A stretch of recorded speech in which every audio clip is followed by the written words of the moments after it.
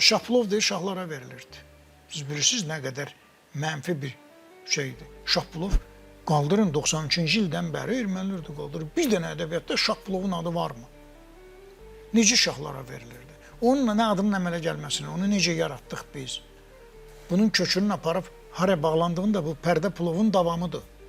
Yufka plovun türklərin bunun üstündə texnoloji dəyişiklik elədik, yalnız üstünü dəyişdik, qat-qat xəmirdən elədik.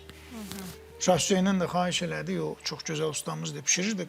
Onun müəllimi Nürəddin ona pərdə plovu öyrətmişdi, yufka plov. O bir qat xəmirdən ibarət idi. Və tatarlarda da var da zor bəliş bilirsiniz, piroqları, bağlı piroqların bir növüdür. Biz sadəcə üst qatını dəyişdik və bu həm də adını da şah niyə qoyduq? Həm qısadır, həm bir yüksəklik yaradır, bir dammatlıq yaradır, böyük bir şey insanları cəlb eləyir, həm də qısadır.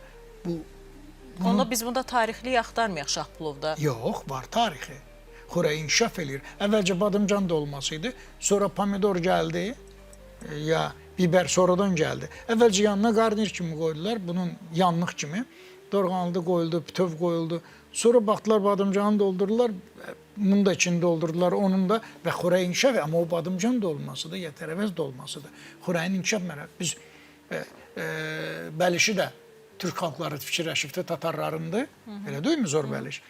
Yufka plov, pərdə plov, toy plov adlanan plov da türklər yaradıbdı. Qarsda da Azərbaycanlılar da filan orada da var. Və biz sadəcə texnoloji üçün, mən üzr istəyirəm, patent elədim.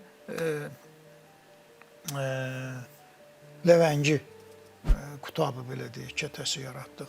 Soğanla çörək yemişik, düzdür, qozla yemişik və ləvəngi var Azərbaycanda, qutab var. Azərbaycan xalqının düşüncəsidir və bunun tarixi gedir çox qədimlərə.